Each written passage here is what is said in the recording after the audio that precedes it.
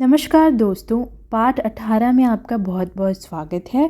हम बात करेंगे जो हमने लास्ट वीडियो में देखा था, जिसमें पार्ट 17 में हमने दिखाया था कि कैसे किसी भी चीज़ को आसानी से और मुश्किल से हासिल किया जाता है। वो सारी चीज़ें हमारे दिमाग में होती हैं।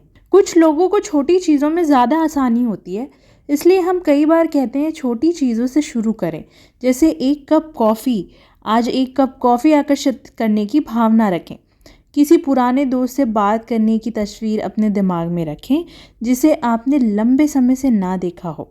किसी न किसी तरह कोई आपसे उसके बारे में बात करने लगेगा। वो दोस्त आपको फ़ोन करेगा या आपको चिट्ठी मिलेगी उसकी। किसी छोटी चीज़ से शुरू करना अपनी आँखों से आकर्षण के नियम की सटीकता देखने का आसान तरीका है।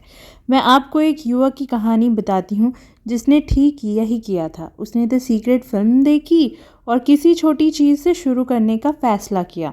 उसने अपने दिमाग में एक पंख की तस्वीर बनाई और यह सुनिश्चित किया कि वह पंख अनूठा हो। उसने उस पंख पर कुछ खास निशानों की कल्पना भी की थी ताकि उस पंख को देखते ही वह बिना किसी शंका के जान जाए कि वह आकर्षण के नियम के कारण ही उस तक पहुंचा है। 2 दिन बाद वह न्यूयॉर्क सिटी में एक ऊंची इमारत पर पैदल जा रहा था।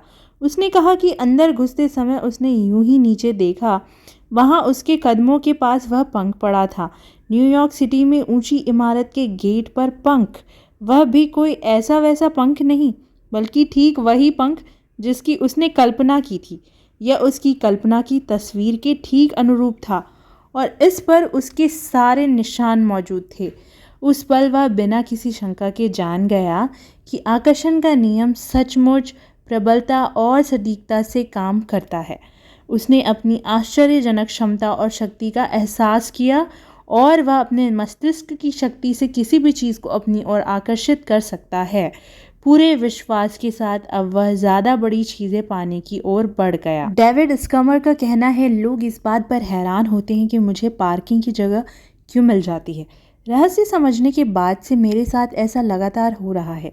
मैं पार्किंग की अपनी मनचाही जगह की कल्पना करता हूँ और 95% मौक़ों पर वह जगह मुझे खाली ही मिलती है और मैं सीधे अपनी कार अंदर ले जाकर खड़ी कर देता हूँ। 5% मौक़ों पर मुझे 1-2 मिनट इंतज़ार करना होता है और फिर वहाँ की कार बाहर निकल जाती है तथा मैं जहाँ पे अपनी कार खड़ी करना चाहूँ वहीं खड़ी कर देता हूँ और ऐसा हर बार होता है।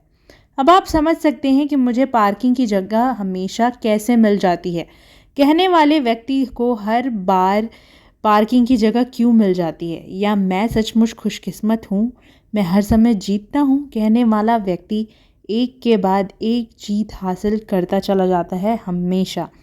ये लोग इसकी उम्मीद करते हैं, महान चीज़ों की उम्मीद करें। ऐसा करने पर आप अपने जीवन की निर्माण खुद करेंगे। अपने दिन की योजना पहले से बनाएं। आकर्षण के नियम का प्रयोग करके आप अपने पूरे जीवन की योजना पहले से ही बना सकते हैं, उस अगले काम की भी जो आप आज करने वाले हैं। प्रेंटिस मलफोर्ड ऐसे शिक्षक हैं जिनके लेखक में आकर्षण के नियम को और इसके प्रयोग के बारे में बहुत ज्ञान भरा है। उन्होंने दर्शाया है कि अपने दिन के बारे में पहले से सोचना इतना महत्वपूर्ण क्यों है। जब आप खुद से कहते हैं मेरी यात्रा सुखद होगी, तो आप दरअसल जाने से पहले ऐसी शक्तियाँ और तत्व भेज रहे हैं जो स्थितियों को इस तरह व्यवस्थित कर देंगे ताकि आपकी यात्रा सुखद हो जाए। जब यात्रा या शॉपिंग करने जाने से पहले आप बुरे मूड में होते हैं या डरे होते हैं, किसी अप्रिय घटना के प्रति आशंकित होते हैं, तो आप अदृश्य प्रतिनिधियों को अपने आगे भेज रहे हैं जो किसी तरह की अप्रिय स्थिति उत्पन्न कर देंगे।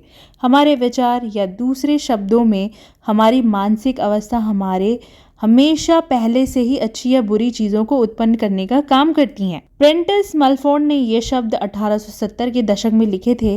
कितनी क्रांतिकारी सोच थी। आप स्पष्टता से देख सकते हैं कि हर दिन हर घटना के बारे में पहले से सोचना इतना महत्वपूर्ण क्यों है।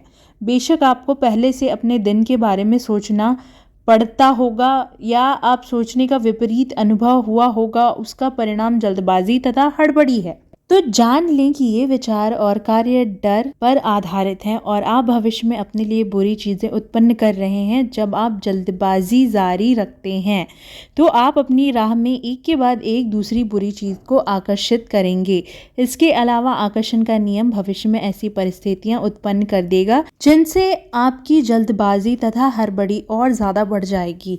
आपको ठहर कर उस फ्रीक्वेंसी से दूर हटना होगा।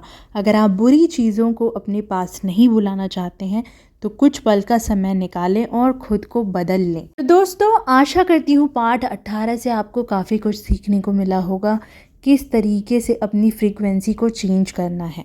तो आप भी इसे सुनिए और इस पर काम करिए और मुझे कमेंट करके ज़रूर बताइए कि इससे आपने क्या क्या सीखा और आपको क्या समझ में आया। तो दोस्तों, मिलते हैं पार्ट 19 में। अगली वीडियो पर बने रहने के लिए चैनल सब्सक्राइब ज़रूर कर लीजिए। धन्यवाद।